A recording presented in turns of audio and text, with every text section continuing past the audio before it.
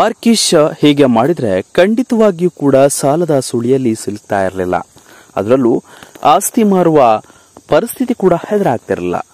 ಆದರೆ ಅಸಲಿ ಸತ್ಯ ಏನು, ಏನಾಯ್ತು, ಅವರ ಪರಿಸ್ಥಿತಿ ಹೇಗಿತ್ತು, ಎಲ್ಲವನ್ನು ಸಂಪೂರ್ಣ ಮಾಹಿತಿಯನ್ನ ಈ ವಿಡಿಯೋದಲ್ಲಿ ನೋಡ್ಕೊಂಡು ಬರೋಣ ಬನ್ನಿ ವೀಕ್ಷಕರೇ. ಇದಕ್ಕೂ ಮೊದಲು ನೀವು ನಮ್ಮ ಚಾನಲ್ಗೆ ಸಬ್ಸ್ಕ್ರೈಬ್ ಆಗಿಲ್ಲ ಅಂದ್ರೆ ಹೇಗೆ ಕೂಡಲೇ ಸಬ್ಸ್ಕ್ರೈಬ್ ಆಗಿ ಪಕ್ಕದ ಬೆಲ್ ಐಕಾನ್ ಕ್ಲಿಕ್ ಮಾಡ್ಕೊಳ್ಳಿ ವೀಕ್ಷಕರೇ.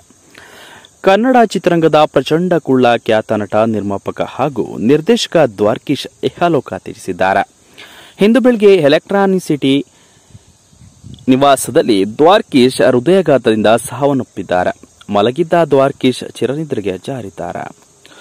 6 ದಶಕಗಳಿಂದ ಕನ್ನಡ ಚಿತ್ರರಂಗದಲ್ಲಿ ದ್ವಾರ್ಕೀಶ್ ಸಕ್ರಿಯರಾಗಿದ್ದಾರೆ. ಸದಾ ಸಿನಿಮಾ ಎನ್ನುತ್ತಿರುವ ದ್ವಾರ್ಕೀಶ್ ಸಿನಿಮಾವನ್ನೇ ಜೀವನವಾಗಿ ಪರಿಗಣಿಸುತ್ತಿದ್ದವರು. ದ್ವಾರ್ಕೀಶ್ ಸಿನಿಮಾಗಳಿಂದ ದ್ವಾರ್ಕೀಶ್ ಸಕಲವನ್ನ ಗಳಿಸಿದ್ರು. ಸತತ ಗೆಲುವು ಸಾಧಿಸಿದ್ದ ದ್ವಾರ್ಕೀಶ್ ಆ ಕಾಲಕ್ಕೆ ಲಕ್ಷಾಧಿಪತಿ ಆಗಿದ್ರು. ಬಂಗಲೆಗಳನ್ನ ನಿರ್ಮಿಸಿದ್ರು. ಇಂಪೋರ್ಟೆಂಟ್ ಕಾರ್ ಖರೀದಿಸಿ ಕೆಲವೊಂದಿಷ್ಟು ಸಿನಿಮಾಗಳಿಂದಲೇ ಐಷಾರಾಮಿ ಜೀವನವನ್ನ ನಡೆಸಿದ್ದ ದ್ವಾರ್ಕೀಶ್ ಅದೇ ಸಿನಿಮಾಗಳಿಂದ ಆರ್ಥಿಕ ಸಂಕಷ್ಟಕ್ಕೆ ಸಿಲುಕಿದ್ದು ಮಾತ್ರ ವಿಷಾದನೀಯ. ಚಿಕ್ಕ ವಯಸ್ಸಿಗೆ ಚಿತ್ರ ನಿರ್ಮಾಣಕ್ಕೆ ದ್ವಾರ್ಕೀಶ್ ಕೈ ಹಾಕಿದ್ರು. ಕೇವಲ 24 ವರ್ಷಕ್ಕೆ ಮಮತೆಯ ಬಂಧನ ಚಿತ್ರಕ್ಕೆ ದ್ವಾರ್ಕೀಶ್ ಸಹ ನಿರ್ಮಾಪಕರಾಗಿದ್ದರು. 27ನೇ ವಯಸ್ಸಿಗೆ ಡಾಕ್ಟರ್ ರಾಜ್ಕುಮಾರ್ ಅಭಿನಯದ ಮೇಯರ್ ಮುತ್ತಣ್ಣ ಚಿತ್ರವನ್ನ ದ್ವಾರ್ಕೀಶ್ ಸ್ವತಂತ್ರವಾಗಿ ನಿರ್ಮಾಣ ಮಾಡಿದ್ರು. ಅಲ್ಲಿಂದ ದ್ವಾರ್ಕೀಶ್ ಯಶಸ್ಸಿನ ಜರ್ನಿ ಶುರುವಾಯಿತು. ದ್ವಾರ್ಕೀಶ್ ಮುಟ್ಟಿದ್ದೆಲ್ಲ ಚಿನ್ನವಾಯಿತು. ಕುಳ್ಳ ಏಜೆಂಟ್ 000, ಭಾಗ್ಯವಂತರು, ಕಿಟ್ಟು ಪುಟ್ಟು, ಸಿಂಗಾಪುರ್ನಲ್ಲಿ ರಾಜ ಕುಳ್ಳ, ಪ್ರೀತಿ ಮಾಡು, ತಮಾಷೆ ನೋಡು ಮುಂತಾದ ಚಿತ್ರಗಳು ಹಿಟ್ ಆದವು.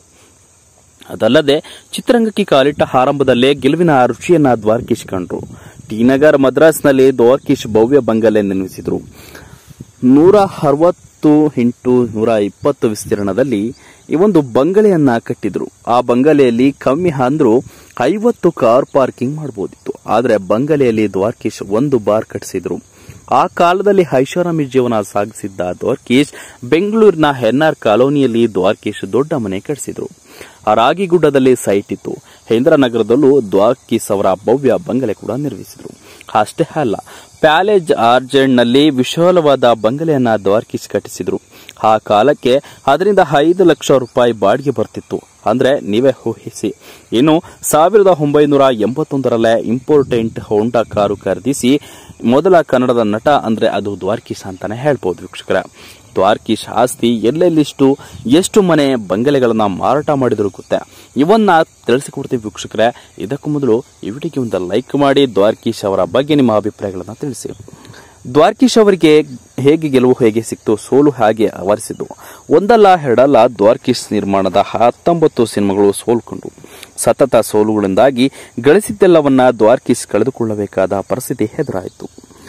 ದ್ವಾರ್ಕೀಶ್ ಲ್ಯಾವಿಶ್ ಪ್ರೊಡ್ಯೂಸರ್, ಮೊದಲ ಬಾರಿ ಫಾರಿನ್ನಲ್ಲಿ ಕನ್ನಡ ಚಿತ್ರ ನಿರ್ಮಿಸಿದ ನಿರ್ಮಾಪಕ, ಆಫ್ರಿಕಾದ ದಟ್ಟ ಅರಣ್ಯದಲ್ಲಿ ತ್ರಿಭಾಷಾ ಚಿತ್ರ ನಿರ್ಮಿಸಿದ ಪ್ರಚಂಡ ಕುಳ್ಳ, ಹಲವು ಮೊದಲುಗಳಿಗೆ ಇದೀಗ ನಾಂದಿ ಹಾಡಿದವರು ಇದೇ ದ್ವಾರ್ಕೀಶ್.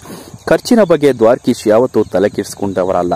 ಸಿನಿಮಾ ಚೆನ್ನಾಗಿ ಬರಲಿ ಅಂತ ಎಷ್ಟು ಬೇಕಾದರೂ ದುಡ್ಡು ಸುರಿತಿದ್ದವರು.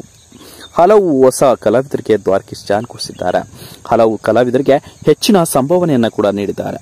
ಬಹುಶಃ ಇದರಲ್ಲೆಲ್ಲ ಹಿಡಿತ ಮಾಡಿದ್ರೆ ದ್ವಾರ್ಕೀಶ್ ಸಾಲದ ಸೂಲಕ್ಕೆ ಸಿಲುಕುತ್ತಿರಲಿಲ್ವೇನೋ. ದ್ವಾರ್ಕೀಶ್ ಯಾರಿಗೂ ಕೂಡ ಮಕ್ಕಮಲ್ ಟೋಪಿ ಹಾಕಲಿಲ್ಲ.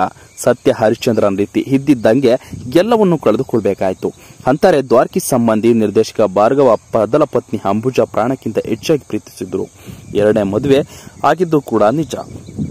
ಇಂತಹ ಸಂದರ್ಭದಲ್ಲಿ ಕೆಲವೊಂದಿಷ್ಟು ಚಿತ್ರಗಳಿಂದ ಸೋಲನ ಕಂಡ ದ್ವಾರ್ಕೀಶ್ ಅವರು ಈ ಒಂದು ವಿಚಾರವಾಗಿ ಅವರು ಹಲವಾರು ಬಂಗಲೆಗಳನ್ನ, ಕೆಲವೊಂದಿಷ್ಟು ಆಸ್ತಿಗಳನ್ನ ಕಳೆದುಕೊಳ್ಳುವ ಪರಿಸ್ಥಿತಿ, ಸಾಲದ ಸುಳಿಯಲ್ಲಿ ಕೂಡ ಸಿಲುಕಿಕೊಂಡಿದ್ದು ಇದೇ ವಿಚಾರವಾಗಿ ಅಂತಾನೆ ಹೇಳ್ಬೋದು ವೀಕ್ಷಕರ. ಇದರ ಬಗ್ಗೆ ನಿಮ್ಮ ಅನಿಸಿಕೆಗಳನ್ನ ತಿಳಿಸಿ ಅಂತ ಹೇಳ್ತಾ ವಿಡಿಯೋ ಮುಗಿಸ್ತಾ ಇದ್ದೀನಿ. Thank you.